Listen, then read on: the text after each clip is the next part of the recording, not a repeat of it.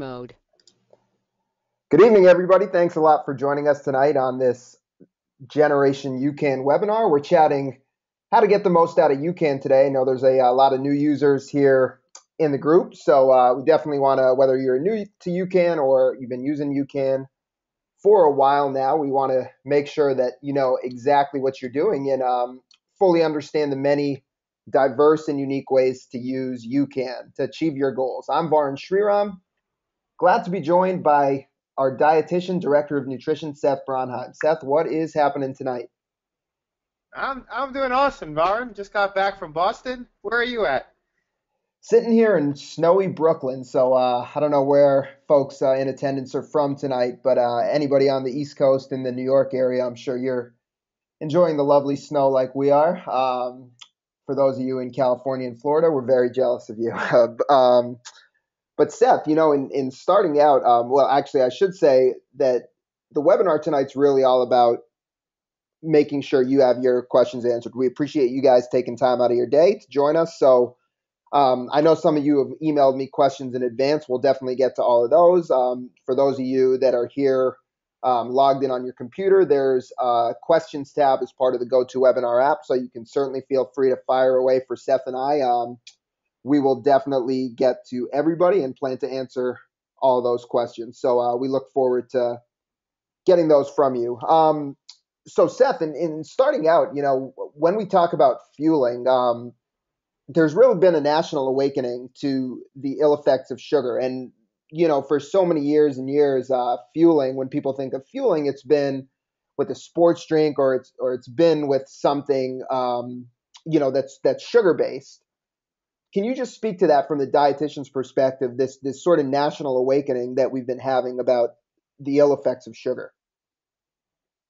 Well, I think first off, it's becoming mainstream. I think a long time ago, folks were very afraid of, trying to limit fat in their diets. Everybody got on, the low-fat plan. And then when folks really started getting hungry very quickly and realizing that that might not be the best way, now we're getting smarter and we're realizing that maybe fat's not that bad, and maybe it's really the sugar in our diets that's one of the issues. And it's becoming mainstream. I mean, you have Michael Moss's book up in the left-hand side. I mean, it's a fascinating book just about how we've been programmed in a way to get hungrier. It's amazing. You have people have cereal for breakfast and you're hungry an hour and a half later, and it's really these foods, these processed foods are, I was just before on this webinar, I was watching Wheat Belly. He's got a live show now talking about the dangers of wheat, which is another carbohydrate that's processed. And in that book by Michael Moss, he talks about how the foods we're eating, they're almost programming you to be hungrier after you eat them.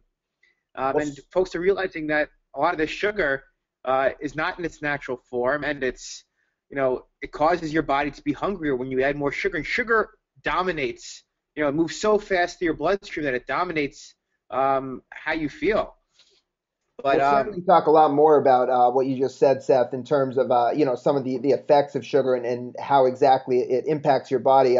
We definitely are gonna not only want to talk about UCAN and using UCAN today, but before we get into the meat of that, we just want to give everyone on here a little bit of perspective, just an understanding of the way sugar impacts your body, different carbohydrate sources impact your body, and then we'll put all of that once we establish that broader context, kind of explain what's unique about UCAN and how it's really changing the way people are fueling, whether it's for long distance endurance sports like triathlon, like marathons, or whether it's just for everyday energy, energy for the workday, energy to come home and do your tasks in the evening. So we'll get to all of that. But Seth, and you're talking about some common foods. I think it's interesting for people to get a bit of a perspective in terms of the sugar content in common foods. So you look at an average serving of breakfast cereal, 15 grams of sugar per a 1 cup serving. And we're just really talking about, your Kellogg's or not even your kind of more candy-based cereals like your Cocoa Krispies and Honey Nut Cheerios of the world, but just sort of in that average breakfast cereal that people may perceive as healthy.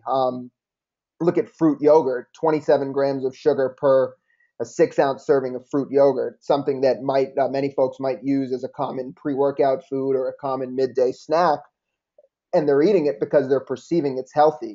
Even a banana, banana is such a common food for runners, for anybody really. I mean, for me, for years and years before I played pickup basketball, a banana was kind of the staple. You'd have a banana before you exercise, even a medium banana, 15 grams of sugar. And what's kind of interesting is, we'll get to how it impacts kind of your body and the way everything works the rest of the day. But just from an anecdotal standpoint, it's been a long time since I've had a bowl of breakfast cereal. I had one for breakfast yesterday. It was some type of names escaping me, but it was a special case, some type of brand cereal. And what's interesting is I had it around 9 o'clock in the morning.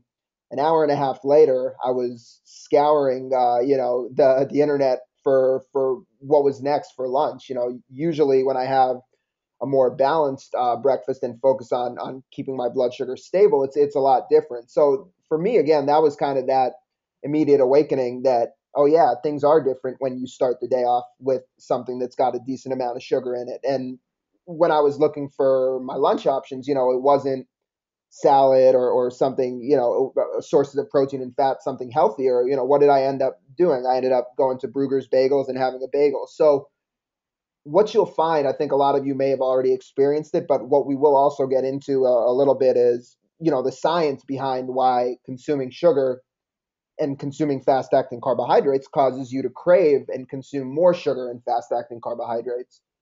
But what I also want to just touch on for a minute is that sugar isn't always as simple as just being named sugar, right, Seth? There's in the food industry, there's a great documentary that recently came out called Fed Up, which really kind of exposes a lot of the hidden ingredients and what's going on in the food industry. But can you also speak to that in terms of other things that aren't on an ingredient label identified as sugar, but still act and affect you the same way as sugar? Right. I mean, you look at, these OSE endings, dextrose, fructose, they're all variations of sugar, and, you know, fruit juice concentrate is a form of sugar, and it's, even honey is, a form of sugar. I mean, there's a very popular nutrition product out there that I know a lot of endurance athletes like, and they end up having to, I mean, they're sold in chews and goos, and, the fact is that they try to disguise, um, you know, sugar with a different name. It's a little deceiving, actually. So if you look at two of the things from another common thing that Seth mentioned is this carbohydrate maltodextrin, which is essentially the same thing as sugar, but it also finds its way into a lot of common sports nutrition products. So, this graphic's slightly outdated. I don't know too many people that are fueling with Red Bull anymore now.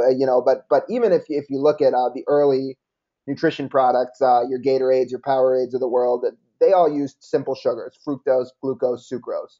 But a lot of your newer products with, allegedly the more complex carbohydrates, your goos, accelerates, your hammers, they use this carbohydrate called maltodextrin as their primary carbohydrate source, but it's essentially still a sugar. So, Seth, what are the effects, very specifically of fueling with sugars? So sugar is very fast acting. So the problem is that you take in sugar, and you start working out, let's say, you burn through that sugar very quickly, and then you need more sugar. So it's this kind of roller coaster effect. Um, and little spikes and crashes in blood sugar, little highs and lows, you really notice that.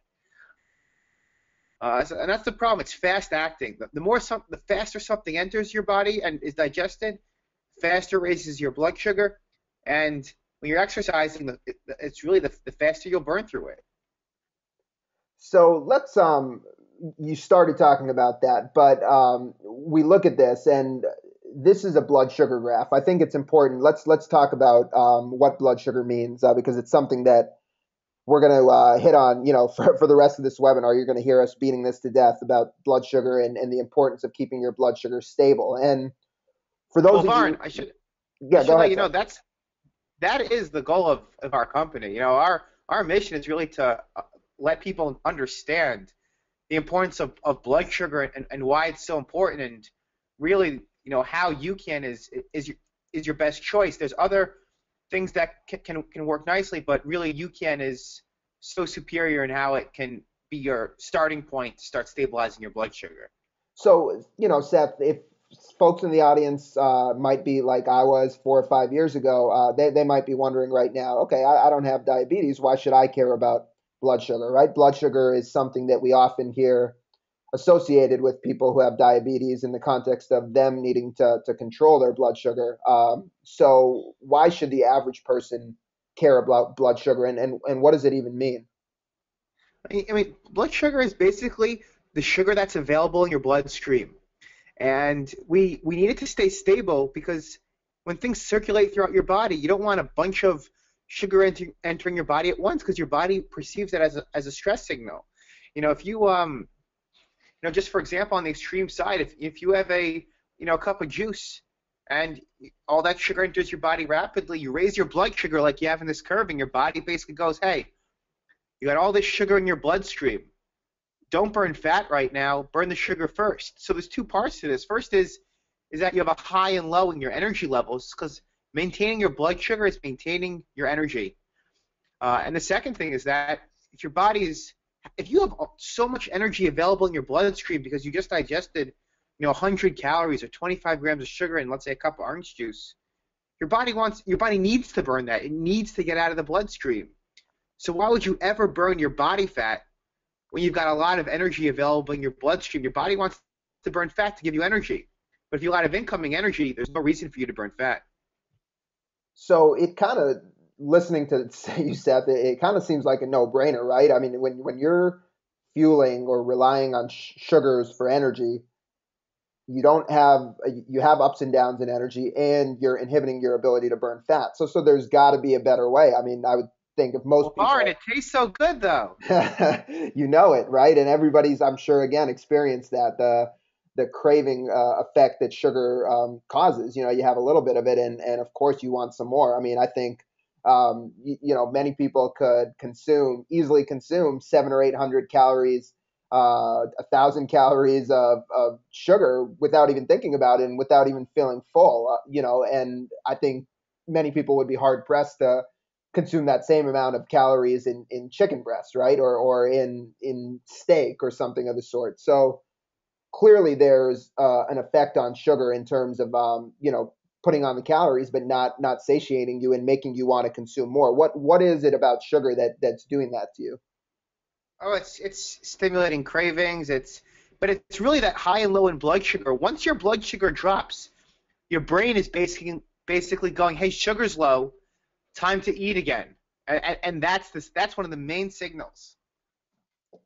So we've given this larger context, and we'll certainly get back to some of these points. But let's bring this again full circle and talk about how it relates to UCAN. So for those of you, I believe most of you in here have at least either have UCAN in your possession or have tried it at least one time. But I don't know that everybody knows the story behind it. So UCAN has a very unique backstory, and it's what makes the product so different from the other carbohydrate sources we were talking about. Whether we're talking about other sports nutrition products or other foods, the cereal, the banana, the bagel. It's simply a different way of delivering energy, but there's a reason for that. There's a backstory to that, Seth. So what are people looking at right now on the screen, and how does it relate to the origins of UCAN?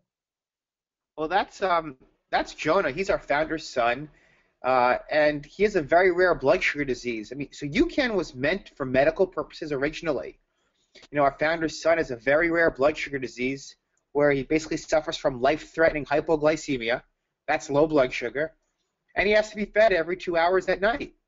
So to keep him alive, and so our founder's wife is setting multiple alarm clocks, afraid she would miss a feeding, and really wanted to find a better way. So, after 8 years of research, testing barleys, tapiocas, rices, and wheats, all different types of carbohydrates, having a few scoops of UCAN before bed allows Jonah to sleep 8 hours. and the story could end there. You know, uh, but what happened was that Meb, who won Boston, he got hold of the product when it was in white packets in white letters. A very famous nutritionist, Bob Seebahar, who was designing the diets for the 2008 Beijing team in the Olympics, saw how we stabilized blood sugar, and that gave us validation to continue our research and provide a carbohydrate for athletes, but also for everyday individuals. So the real uniqueness then of UCAN is this carbohydrate, and we call the carbohydrate superstarch. So Seth, talk about kind of the creation of this carbohydrate, how it benefited Jonah, and what it actually is. So the reason it's slow releasing is we take non-GMO corn, so it's not genetically modified corn, very natural corn, but it goes through a cooking process with only heat and water, no enzymes, no chemicals. But you probably, those folks that still eat pasta out there or cook pasta, you cook pasta, you see it change shape 15, 20 minutes. This carbohydrate completely changes its shape in 40 hours. That's the process. That's the cooking process. And the carbohydrate, the UCAN, the superstarch, becomes an extremely long glucose molecule. So it has two effects. It's very easy on your stomach. It moves through your stomach rapidly. We're not even in your stomach to bother it. But in your intestines, that's where carbohydrate first goes through your stomach and then into your intestines. This is broken down very slowly in your intestines, and because it's broken down slowly, it enters your bloodstream very steadily, giving you very sustained energy over time. And that's the nice thing. You're an hour into your workout. This is still breaking down and giving you steady energy. The way it enters your body at the rate your brain and your muscles actually want to receive carbohydrates and energy. That's the uniqueness.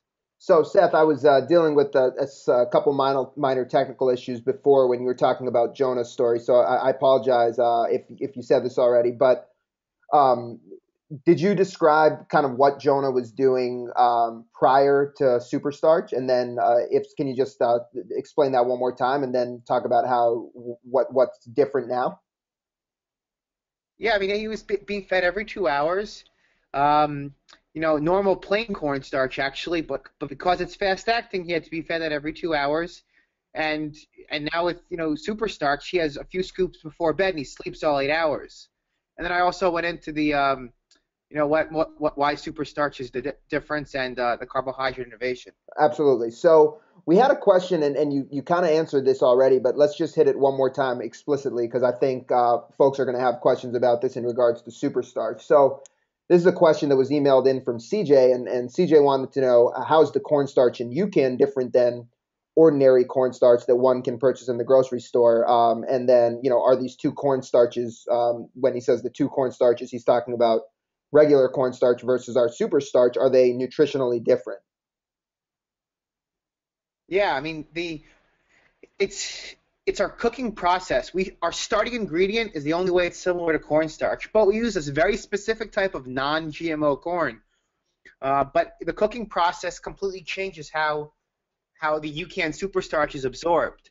So that's why we came out with this. If cornstarch worked by itself, there wouldn't be a need for superstarch. And remember, CJ, so Jonah, the kids with this rare blood sugar disease that Seth was describing, they were previously or Jonah prior to Superstarch was taking regular cornstarch every 2 hours, but he needed to keep redosing every 2 hours because it didn't break down as slowly. It didn't last as long. So really one of the key differences is that superstarch, just maintains blood sugar. It releases much slower over time. So it basically maintains that steady level of energy and steady level of blood sugar for a lot longer. And then, I don't know how many people are familiar with this, but CJ asks another specific question in terms of UCAN, the superstarch, how is it different from Vitargo, which is another nutrition product? They use a barley starch.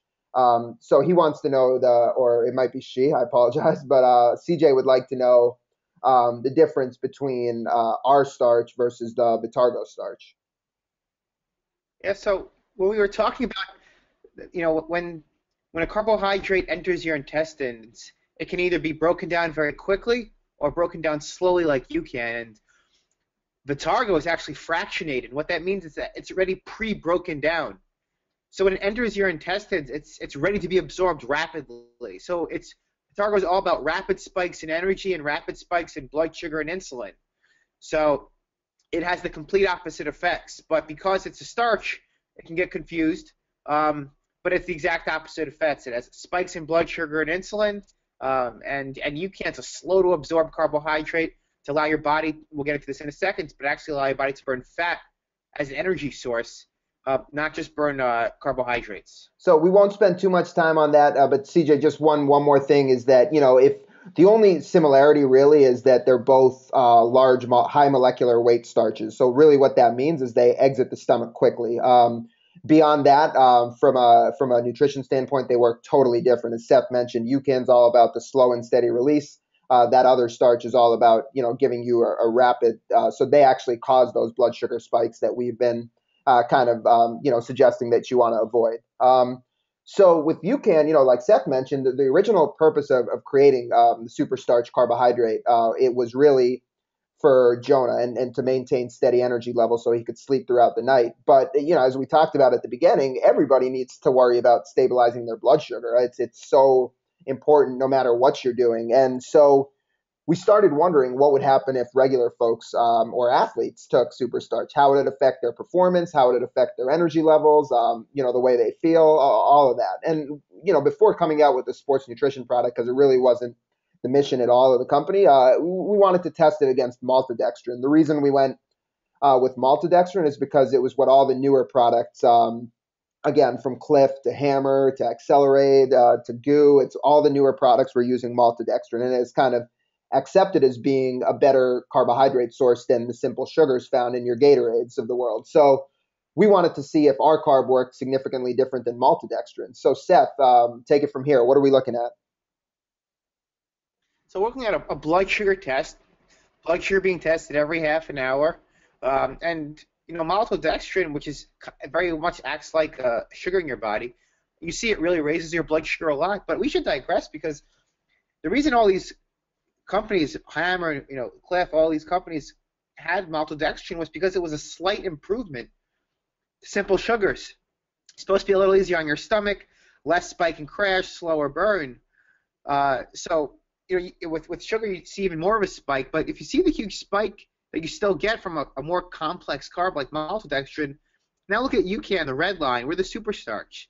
It's releasing slowly over time, really balancing your blood sugar. So if you look at glucose is on the y-axis, time and hours on the x-axis, and you can see that UCAN's releasing over time. I mean, for those folks that know blood sugar, I've tested my own blood sugar. I like to treat my body like a laboratory, and I was 93 milligrams per deciliter to start. 3.5 hours later, my blood sugar was 96 milligrams per deciliter. I mean, that's no change basically, and that's when I really realized that not only was this making me feel better during my exercise and also as a snack during the day, but I was actually stabilizing my blood sugar. So to kind of put this in layman's terms, in a sense, what was being tested here was a 25-gram dose of maltodextrin, which is 100 carbohydrate has 4 calories per gram, so that's 100 calories of maltodextrin versus 100 calories of superstarch. And what you'll really find to be significant is that 100 calories of maltodextrin. Look at how it works. You get that spike, and about 30 minutes later, your blood sugar starts to plummet, meaning that your body, at that point when blood sugar starts to drop, your body's saying, I need to refuel, I need to feed again to get my blood sugar back up. With UCAN, if you look at the y-axis, about 2 hours later, blood sugar is still right around where it started from, meaning that UCAN's providing you, there's no rapid decline, so you never feel that crash. That same amount of calories, 100 calories of UCAN is giving you about 2 hours of that steady energy. So right there, that can illustrate for you that, all calories are not created equal. The different calories impact you differently. They impact your energy differently. And then when your blood sugar fluctuates, you'll feel certain other symptoms that go along with that, whether it's hunger, whether it's fatigue. So that's really a key thing to take away from this graph. Seth, this second graph we're looking at might perhaps be the most fascinating aspect of UCAN. What's going on here?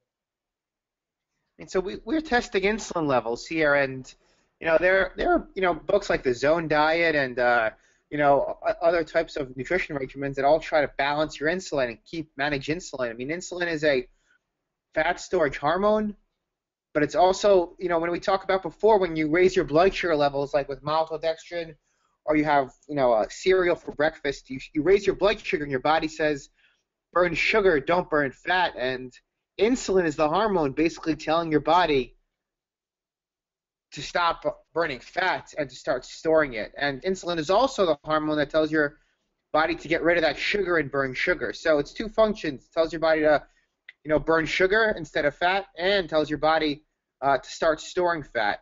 And because we actually keep insulin levels low, we don't have those effects. So we're the first carbohydrate that's absorbed, but actually allows your body to burn fat instead of store it, like all other carbohydrates. With maltodextrin, you see a huge spike in the first 30 minutes insulin. With UCAN, we're that red line at the bottom, very low levels of insulin, which actually allow the body to burn fat during exercise. So, I think it's pretty obvious if you have any type of body composition or weight loss goal, of course you want to burn more fat during exercise, right? But what if what if you are lean and have no fat loss goal? I realize that may not affect many folks. A lot of people are into fitness and exercise because they have some type of body composition goal. But what if you don't? Strictly from a performance standpoint, why do you want to burn fat in combination with carbohydrate? Well, because fat actually has more calories per gram than carbohydrate. Fat has 9 calories per gram.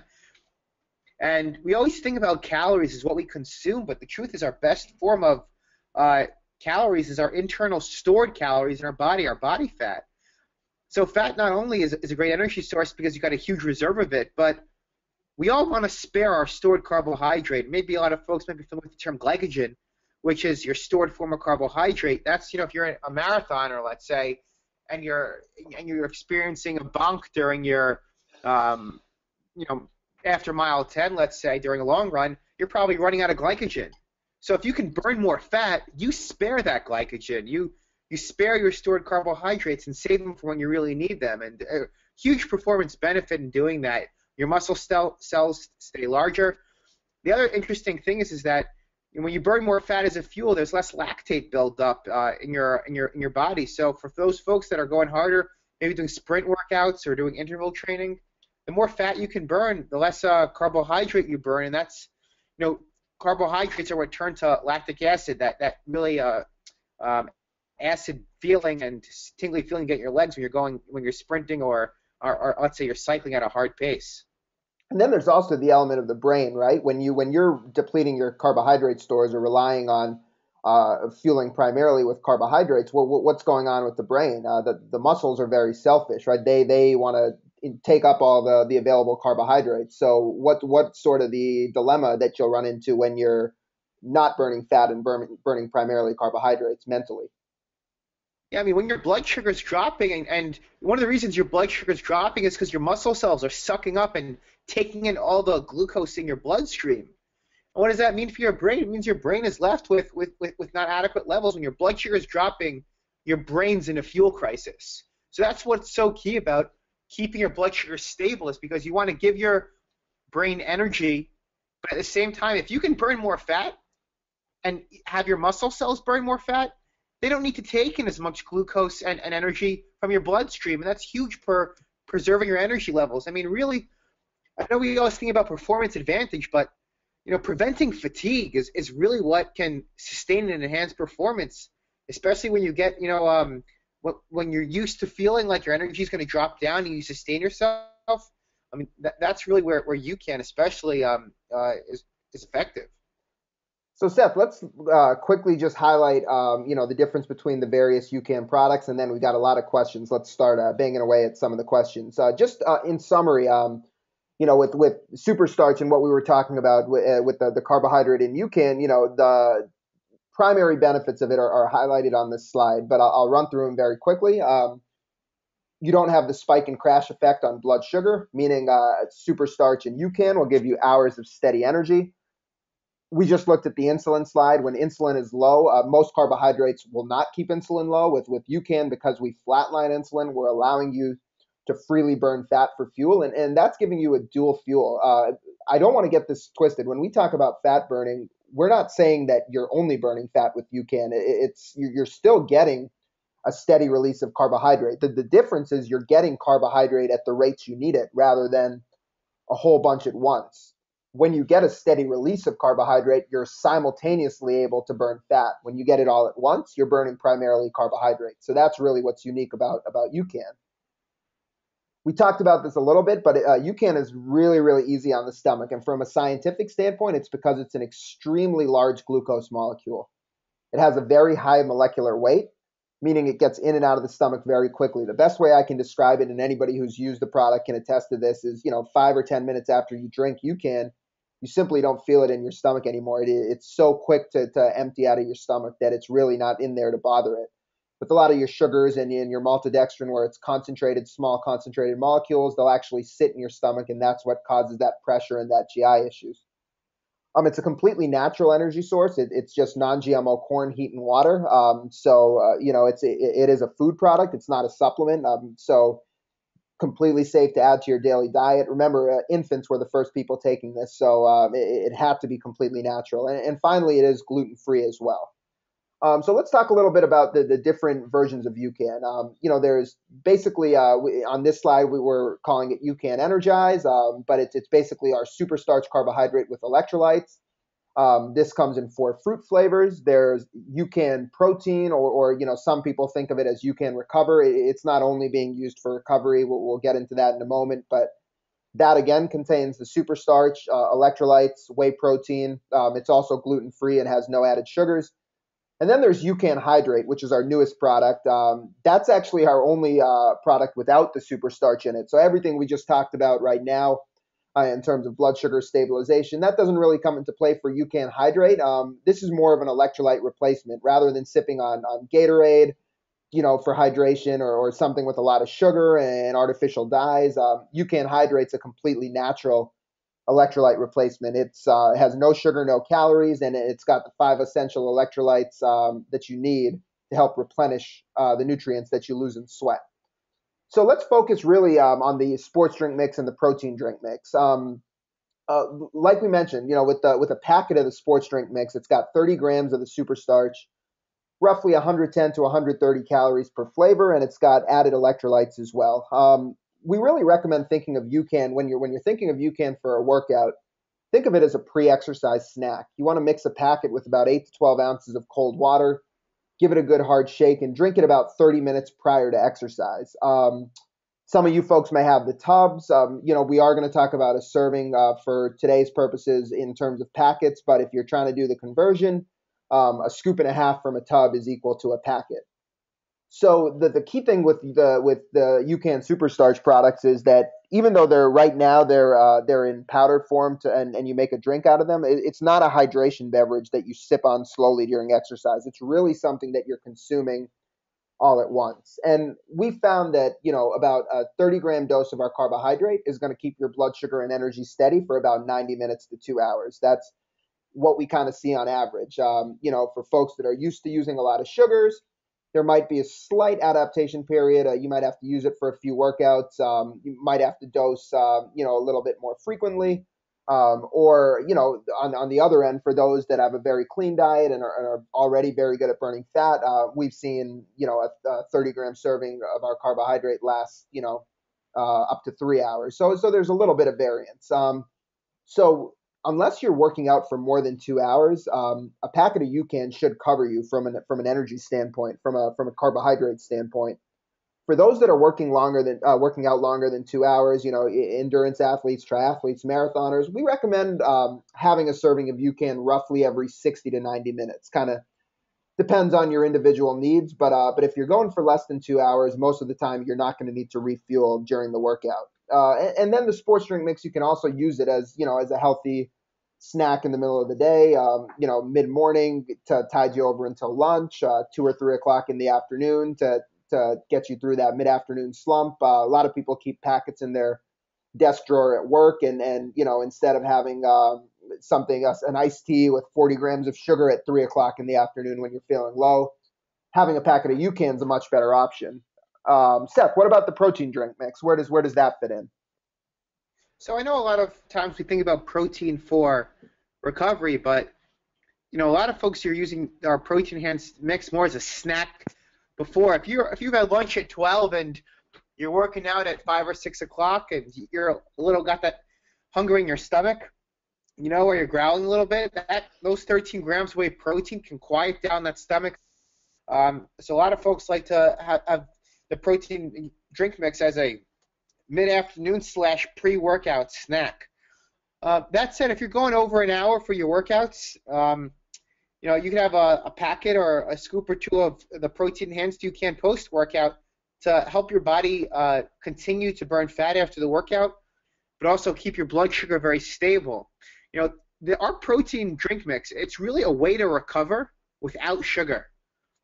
You look at a lot of products out there, like, whether it's chocolate milk. I was just at the San Antonio Rock and Roll, and everybody's, they're promoting chocolate milk, but it's 27 grams of sugar and only 8 grams of protein. You're consuming a lot of sugar for 8 grams of protein. And if you have chocolate milk, let's say after a workout, you spike your blood sugar because the carbs are digested very quickly, and your body goes, hey, you got all this sugar in your bloodstream. All the fat you were burning during your workout, it stops, and then you start storing fat again. So it's really it's counterintuitive to taking sugar after a workout, especially since UCAN came along, because you can keep your blood sugar stable and use the protein for recovery, or you can have a low sugar healthy meal instead. Seth, when you're comparing UCAN to chocolate milk, it's interesting. I was chatting recently with Kim Conley, who's an elite runner, was on the 2012 Olympic team, and what is the 10K national champion for the United States. She won that back a few months ago, and she was telling me that she was always a chocolate milk person. She was always after her hard workouts recovering with chocolate milk, and at the time she didn't realize it, but she'd always find that 30 to 40 minutes later she would experience a huge crash and really kind of lose control over her hunger levels. And now as she's gotten more and more kind of an understanding of nutrition and the way her body works, she now realizes that it was because she was experiencing a major blood sugar crash from all the sugar in chocolate milk. So, for about the last year and a half, Kim's been using chocolate UCAN, and what she was telling me was that she uses it after a workout, and her, first of all, her appetite is much more controlled. She doesn't experience that crash, so her energy is much more even. She'll have the chocolate UCAN, then 2 hours later she'll sit down and have a balanced meal, and she's much more able to sort of prepare that meal to her liking rather than just being a slave to her cravings. And she's also found that she's as lean as she's ever been. And now Kim is an elite athlete, and to the naked eye very lean and very, very fit, but she found that she's taken her body composition and her fitness to a new level since she's added that the chocolate UCAN to her recovery routine. So it's really interesting, kind of what's being pushed mainstream and what we perceive we need for post workout recovery. It's very flawed. It's really, really flawed. Let's talk a little bit about the UCAN Hydrate, and then we'll start banging through these questions. So, the UCAN Hydrate can really just be sipped on either during or after exercise. It comes in sticks. Again, this is not an energy source. This is simply electrolyte replacement. So you can mix a stick packet in 16 to 20 ounces of water, sip on it as needed during exercise. Really, the UCAN Super Starch products do contain a good amount of sodium and potassium, but if you're exercising for a really long time, an endurance athlete, or if you're out there in the heat, if you're really working up a sweat, it's a high intensity workout, there might be a need to supplement with additional electrolytes. So, really treat the UCAN Super Starch as your fuel source, and then the UCAN Hydrate is something you can sip on, as needed during exercise, during your workouts. So that's kind of with the UCAN Hydrate. It's not I guess the usage isn't as technical as the other UCAN products with the super starch in it, but it's still absolutely a great complement to your workouts. All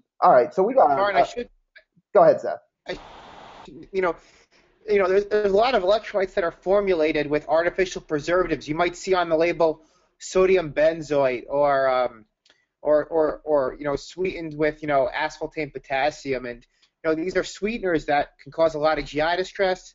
And so when you're trying to take in electrolytes, especially something you're sipping on, we chose to sweeten with stevia, but also there's no artificial preservatives, and the ratio of electrolytes matches the ratio you lose when you sweat. But that's not only it. We added, because we added added 50 milligrams of magnesium. That's huge. Anybody on this webinar who's doing long runs or triathletes, this is huge for when you're deep in your training. You're 2 hours in.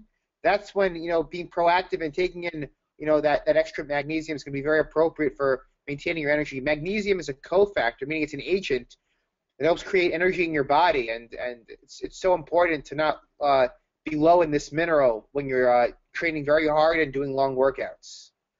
So we got a whole bunch of great questions, and I'm going to start with Michelle because I'm positive that Michelle's not the only person here that's thinking this, especially for the endurance athletes that we've got in here. So Michelle says, seems very low in calories for exercise. Do you suggest adding additional calories for events over 2 hours? So Seth, let's tackle that question in pieces. And for the first part of the question, I want to take a look at this graph. And we've talked about how all calories aren't created equal. And Michelle, maybe you can respond in the chat and let us know.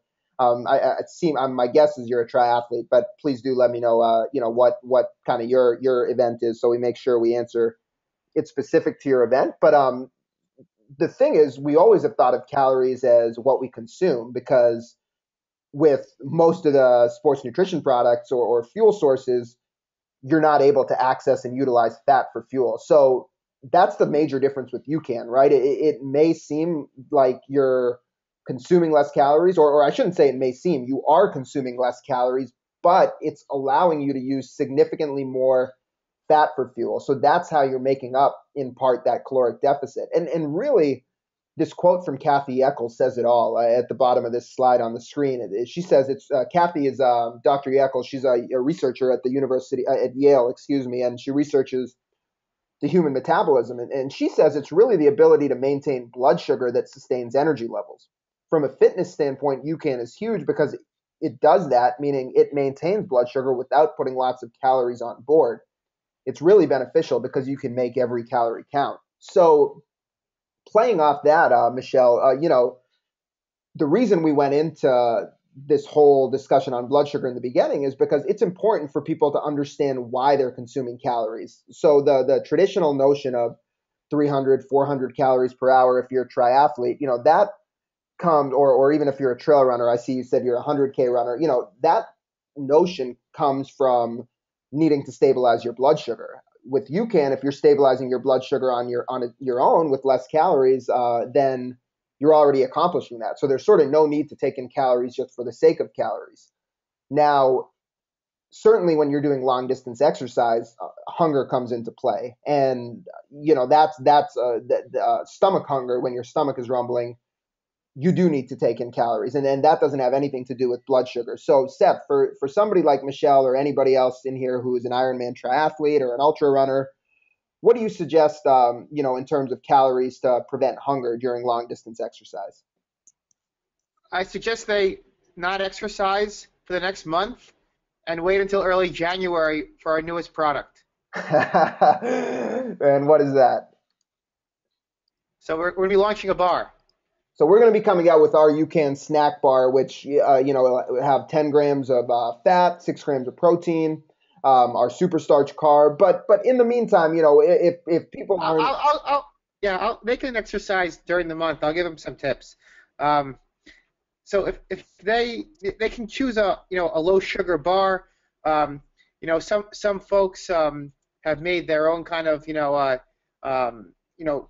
they might use our UCAN protein enhanced version and with a little bit of nut butter and make their own kind of bar themselves.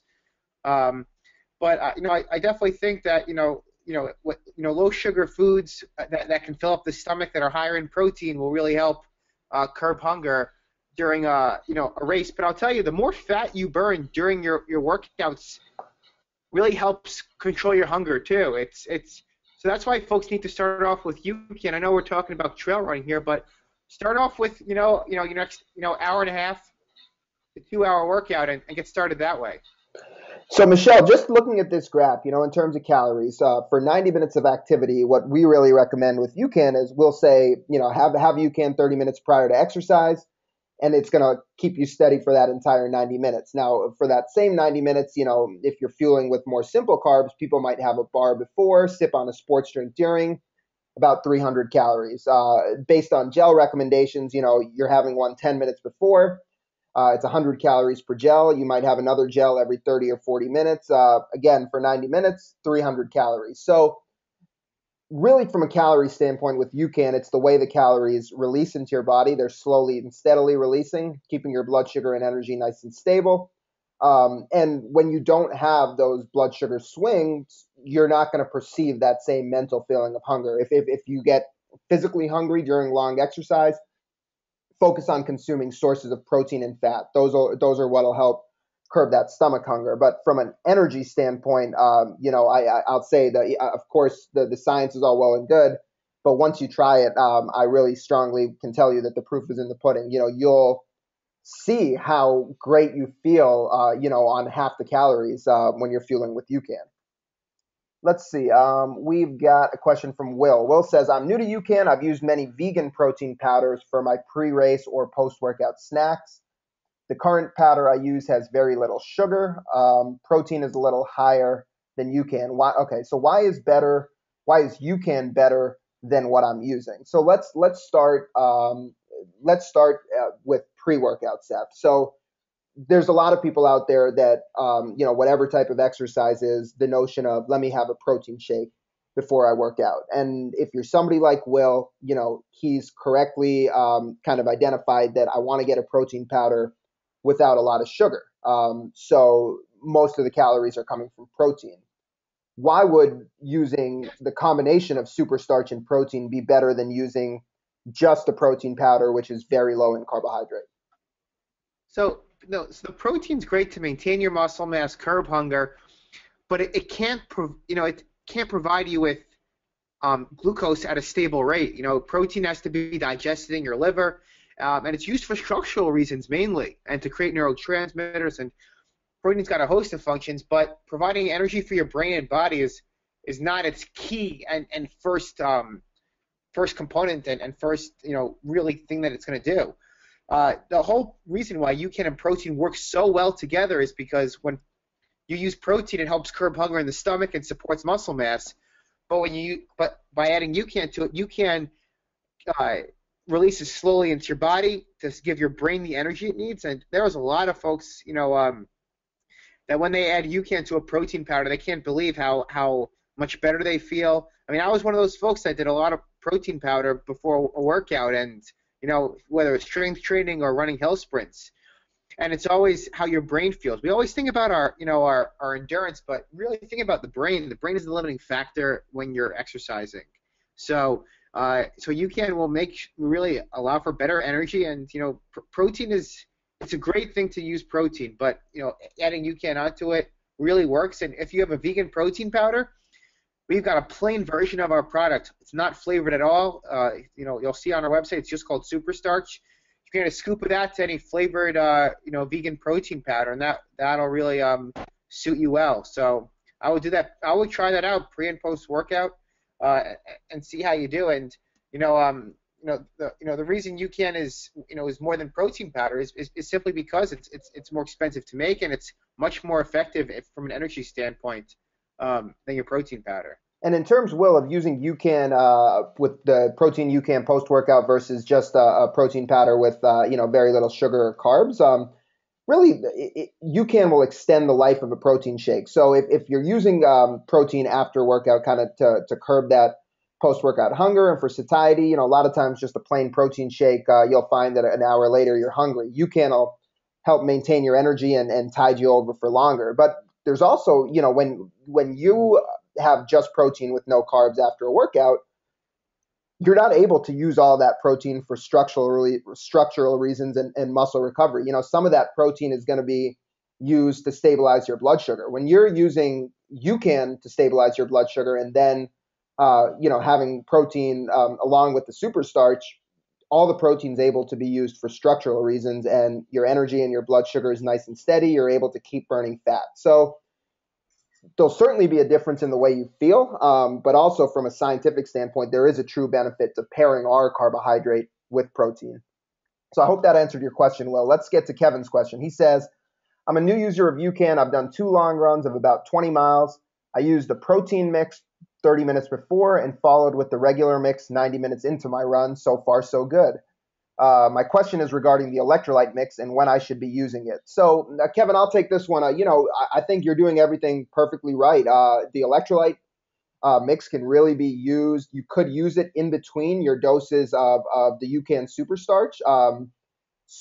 If you feel like it's necessary, if it's really hot out, if you feel like you're cramping, if you're really sweating a lot. But if you're kind of in a cold weather geography right now, and it's cold outside, and you just aren't working up a huge sweat, and don't feel like you really are getting dehydrated during your runs, then you could kind of save the electrolyte mix. It's if you want something nice and refreshing when you're done running as well, using the UCAN Hydrate afterwards to help, again, replenish what you've lost in sweat, and also just something that tastes great and is really refreshing. That would be a great time to add the electrolyte mix into that. Seth, anything I missed there, or does that pretty much cover Kevin's question? No, completely think that was spot on. Barry says, any adverse effect mixing whey protein with UCAN? No, Barry, no adverse effect at all. Again, just make sure if whatever you're mixing with UCAN, it's low in sugar.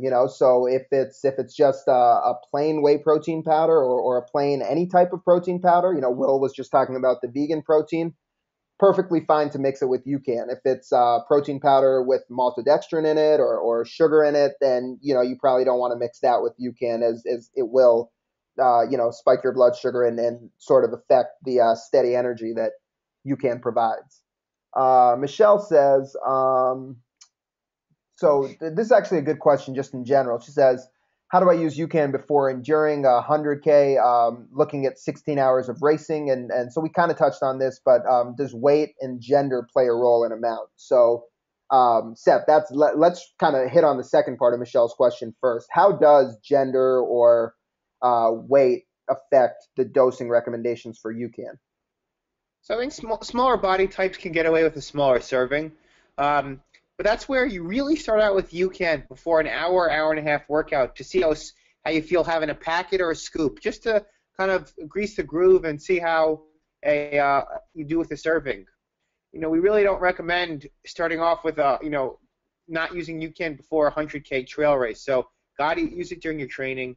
But what? There's the more in shape you are, the really means the better you are burning fat usually. So the longer UCAN can last you. So it's also about being in better shape. The more trained you are for your sport, the better effect UCAN will give you from a lasting longer standpoint. So that's the first part, Farn.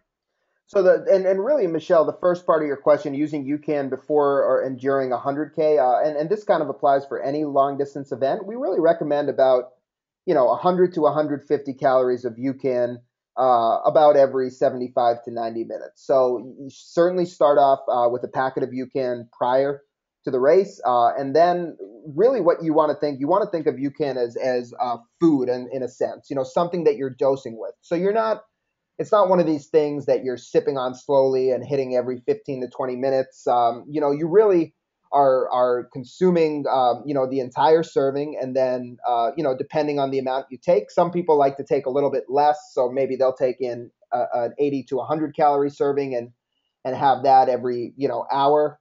Some people like to take more in at once so they can go longer without fueling. So those folks might take in, 120 to 150 calories and have it roughly every 90 minutes. The important thing to note is that, because UCAN moves out of the stomach so quickly, there's no amount of water that's needed to make the product work. So from a convenience standpoint, from a consumption standpoint, it's perfectly fine to mix UCAN up very concentrated and thick and have it that way during your event. We have a lot of marathoners and ultra runners, mixing a packet of UCAN with 2 or 3 ounces of water, carrying it in a 5-ounce gel flask, and sucking it back, in a thick consistency like a gel. So the difference is, it may be a gel in texture, but it works completely differently than a traditional sugar-based gel. It's a long-lasting gel. It's a gel that keeps your blood sugar stable. So that's how you want to think about consuming UCAN during an event. Try to get that serving down, as quick as reasonably possible. Um, Kenneth says, if it takes a long time for superstarch to break down, how can you make sure it will keep up with your needs as you work out? That's a fantastic question, Kenneth. Seth, speak to that a little bit. I believe, Kenneth's probably talking about, in the context of long distance exercise in terms of keeping up with what you need as you work out. What do you recommend people do if they're fueling with UCAN during a longer distance endurance workout? So most folks have a serving 30 minutes before they start, 30 to 45 minutes before. And so you want to have a serving every, if you know that a serving lasts you, let's say, 90 minutes, you want to have a serving every 60 minutes so you stay ahead of it. So that's why, it takes 30 minutes to break down, so that's and start entering your body. That's why you can really have, a serving. You stay ahead of it. You have it 30 minutes before your energy is going to let down. So that's why I usually recommend folks have, a scoop to a scoop and a half of UCAN every 60 to 90 minutes when it's exercise over 2 hours. If you're going for exercise that's up to 2 hours, we do recommend 2 scoops for 2 hours, and if it's a short workout, do 1 scoop for the hour. And I think I want to say it again because that's why it's so important when you're doing especially long distance stuff to train with UCAN, because you need to understand when you take UCAN before you work out, you need to understand how long that serving lasts you. If it lasts you 80 minutes, you want to take that next serving, an hour in. If it's lasting you 100 minutes, you want to take that next serving, about 70 to 80 minutes in. So just to reiterate what Seth said, you're going to be fueling with UCAN during before you feel like you need it. And that's very important because if you wait until you absolutely need it and then you take it, it's going to be a little bit too late. So that's it's a way more proactive approach to fueling than, a gel or a sugar-based fuel where when you feel low, you take that in because boom, it spikes you up and hits you right away. Let's see. John says, well, this is Seth, this is a good one. This is a unique circumstance, but let's answer John's question. He says, I'm missing 40% of my large intestine due to surgery. After the surgery, I cannot eat large meals as my remaining GI tract behaves like I have gastric bypass, which I did not. I do triathlon. During training, I have trouble being able to keep up with my body's caloric needs. Basically, he can't eat enough because of his stomach. What I have trouble with UCAN is I'm missing parts of my GI tract. And then he says, would UCAN help me keep up with my caloric need during training and racing? What do you think? So we can't make any medical claims, but but the fact that it's his large intestine, not his small intestine, I think he should be able to try at least maybe a scoop of UCAN. I would tell him to try a packet and see how he tolerates it. And that's the best way to start out because because of his unique circumstance. And he can always email me at UCAN. You can write my email UCANRD@ucancode.com to dive a little deeper if you'd like to. Yeah, and without speaking specifically, John, to your condition, if you struggle to take in calories, UCAN certainly promotes calorie efficiency. Um, for anybody, it does allow you to get by, taking in less calories and still maintain that steady level of energy and still perform. So from a conceptual standpoint, without knowing your exact circumstance and how your stomach will react, from a conceptual standpoint, if you struggle to take in a lot of calories, then conceptually UCAN would be, right in line with what you need, a steady release of carbohydrate and something that allows you to tap into your own stored fat better, where you don't need to take in as many calories. Dan wants to know, how does the UCAN Hydrate compare to Noon? Seth, I think you hit on this, but just again, one more time to reiterate, the biggest difference is that it's completely natural. So no artificial preservatives like ASK, which more formally known as asulfame potassium, sodium benzoate. Those are two artificial preservatives you'll find in Noon. UCAN Hydrate is completely natural. So that's really the key difference. We also do have 25 more milligrams of magnesium per serving, and magnesium is an important electrolyte in terms of energy production. And also, like Seth mentioned before, many folks, especially endurance athletes, are magnesium deficient. And then Yeah, kind of well, from a, Lauren, go ahead. it's our ratio of electrolytes matching what you lose when you sweat. We also have two forms of sodium: sodium chloride and sodium citrate.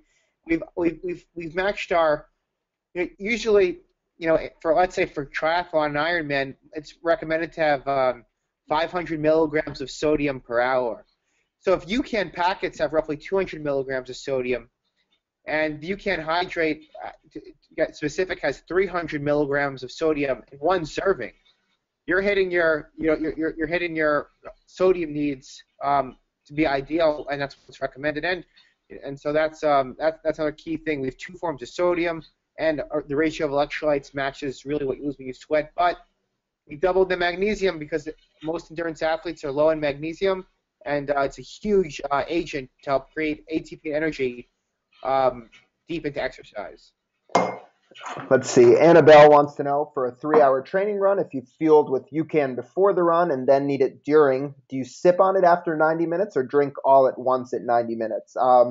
So Annabelle, yeah, like we were talking about before, I know you asked this question before we got to this, but just to reiterate, we do kind of recommend that you take it all in at once. Now, if you do struggle doing that simply because it's too much volume or you don't like the consistency of UCAN when it's mixed up thicker, we have had some people kind of take in, a third of a serving every 20 or 30 minutes, during exercise. Like, so if you've taken your serving of UCAN before, at the 90-minute mark, you could take a third of that second serving. 20 minutes later, you could take another third. 20 minutes later, you could take another third. So you can break it up that way. What I would just say is that you do want to take in a relatively substantial amount, at least a third of a packet at once. If you're just sipping on it in very small sips, it might not give you the energy you need in time. So to answer your question, I'd say the best bet is to take it all at once. If you struggle doing that, try to take in, a fairly substantial serving and break it up into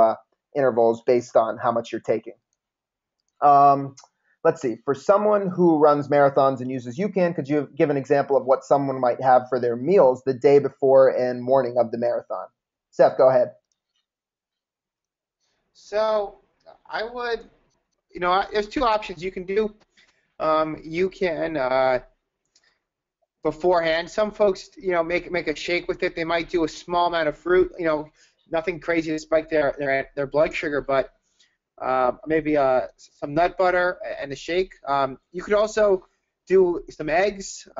Some folks, do a little, pair their proteins and carbs. So maybe some oatmeal and eggs, and then an hour later have their UCAN 30 minutes before. Some folks like to have a typical higher carb breakfast 3 hours before, just to make sure their glycogen's topped off, if that's a preference of someone. We had someone who PR'd in Boston. She did 2 vanilla cream packets 2 hours before the race, and then 45 minutes before the race had 2 pomegranate blueberry packets, and then at mile 10 and mile 17 had another packet of UCAN, in a 10-ounce fuel belt bottle, had a 5-ounce shot of it at mile 10, another 5-ounce shot of it at 17, and she chased that with some water. So you can experiment. Your 16 to 20 miles runs are really a time to experiment with your meals before. But Seth, philosophically, wouldn't you say that you're always recommending people to pair protein and fat with carbohydrates? So if a common runner meal we hear is like I had a bagel with a bagel and a banana, but what would you say from a dietitian's perspective to sort of balance that out in terms of the macronutrients? Yeah, you pair protein and fiber and fats. That's why you'd probably have 3 scrambled eggs and some and a scoop of UCAN before as a pre-run meal. You might also do three eggs with a piece of cheese if you tolerate that. Yeah, or if you Or want to have the bagel or the banana, if that's what's available, you could do half a banana with peanut butter, right? Or if you're having toast, exactly, it's a toast with exactly. peanut butter, a toast with almond butter. So if you're used to those comfortable, runner foods as I call them, the carbs, the carbs in the forms of bagels and bananas, just slap some nut butter on them. That's a great source of protein. Or like Seth mentioned, eggs, avocado, cheese. Those are all good breakfast foods or dinner foods the night before or morning of a race. Let's see. Martha says, "Is it okay?" All right, we answered this already, but she was asking about plain UCAN with protein powder. So Martha, yeah, as we talked about a few times, mixing UCAN with protein is a great option. Just make sure whatever protein powder you're mixing plain UCAN with is low in sugar to get the best effective UCAN. Annabelle wants to know how does Huma gel compare to UCAN? It does not use maltodextrin, only evaporated cane juice and brown rice syrup. So Annabelle, if you looked, I'll scroll back up to it. If you look at one of the first slides we showed, both cane juice and brown rice syrup are sugar. There's no difference. They spike your blood sugar. So UCAN is totally different than Huma gel. It's something that is going to stabilize your blood sugar and keep your energy steady. It's versus Humagel, which is going to act, quite similarly to your other gels, and it's going to give you that spike and crash effect in terms of your blood sugar. Seth, anything else Yeah, you had on that? yeah. I mean, human gel is it's a healthier gel than the chemically processed gels, but it's kind of like the same thing like honey, which is natural too, is that it's still going to raise your blood sugar levels. So from an ingredient standpoint, it's healthier, but it's really the uniqueness of UCAN is how it releases over time and sustains your blood sugar and keeps insulin low, which brown rice syrup and evaporated cane juice just can't do. Let's see. We've got a question from Catherine. It was recommended to me to have the protein enhanced UCAN for breakfast prior to working out and to have UCAN after an hour on the bike. Would you agree with this recommendation? Spot on. It's perfect, Catherine. The only thing you can figure out is if you need to have a UCAN an hour into the bike, or if you can push it a little bit further, and that might change. Like Seth was saying, the more and more you use UCAN, your body gets more in tune to burning fat for fuel, and you'll actually find that it lasts you longer. But yeah, protein UCAN for breakfast works great. Barry says, how will UCAN assist type 1 diabetes to maintain blood sugar levels? Seth, I know we can't make medical claims yet, but what can you tell Barry about UCAN and type 1? I mean, anecdotally, folks with type 1 find that it can really be used as a tool to stabilize blood sugar and energy. You might want to try it out before a workout, but we can't make any medical claims. But the fact that it slowly releases has been very helpful. So that's what I can recommend. You can always email UCANRD, to get more specific, especially with certain conditions. So Seth, I think we got to most all the questions there. Let's a couple things in here. I'm going to put Seth's email again. Seth again is our registered dietitian, director of nutrition. You can email him at ucanrd. That's like UCAN registered dietitian at ucanco.com. For those of you, a really big thanks to all you that joined us. If you are inspired by this knowledge tonight, hopefully you were. We are offering a coupon for all of those for you on the webinar. That is You Can Learn for 15% off. That'll be good till the end of the week. You can type in the code You Can Learn at generationyoucan.com/store for 15% off. And Seth, before we close this out for the day, just a few things to leave folks with. What would you summarize for people that are new to UCAN, just starting to play around with it for the first time? What should they be doing? The best way to start out, if you're a trail runner, if you're an ultra runner, is really just try UCAN before an hour to your 2 hour run. I know a lot of times we think, oh, I'm going out for an hour, I don't need anything, but that's because we're not a fast-acting carb. UCAN is really, instead of the half a banana, the slice of bread, the half a bagel, the energy bar that you're having before your exercise, before you're running, before you're cycling, before you're swimming, your workout. So I know we tend to think about our races and using nutrition for our races, but the truth is that this is really a healthy snack before you work out, and the best effects people get is when they use it for their training over time, and not just wait till a long workout, but use it. That's why we came up with our tubs. Use a scoop for a short workout, even up to a 30 to 45-minute workout.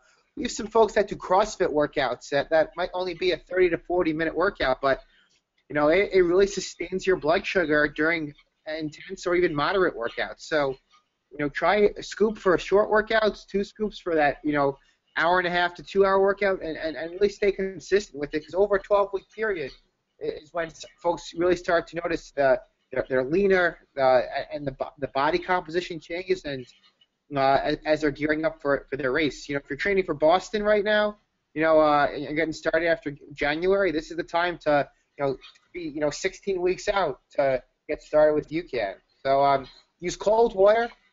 Take it hard. Use only 8 to 10 ounces of water. This is not something you dilute in 20 ounces and sip on.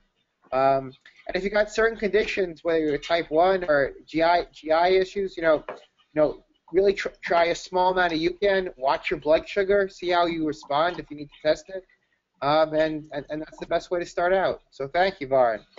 Sounds great, Seth. And last thing I'll add is, for anybody, as we're getting into the time of the year where fitness and weight loss and weight management's starting to become on people's minds, and maybe it's on people's minds year round, but as there's the New Year fitness emphasis, really adding UCAN, using UCAN with protein as part of a breakfast shake. I like to use either our chocolate or vanilla with unsweetened almond milk and peanut butter. That's really beneficial in terms of starting the day off with steady blood sugar. That'll help you a lot in terms of cravings throughout the day. And really contemplate using UCAN, as a tool to curb cravings. So if 10:30 a.m. is a trouble time, if 3 p.m., if 9 p.m. is a trouble time, whenever you're prone to cravings, prone to having junk food or high sugar foods, that's a great opportunity at that time to have UCAN, and then you'll really see a major difference in terms of your blood sugar levels, but really how it makes you feel, your mental energy, your physical energy, and your desire to mindlessly eat. You'll find that's really curtailed when you're adding UCAN as part of your everyday diet. And certainly when we come out with the UCAN snack bars in about a month from now, that'll be a great addition, a great desk drawer snack to have in the middle of the day. So with that, we really want to thank everybody for joining us. Fantastic questions tonight.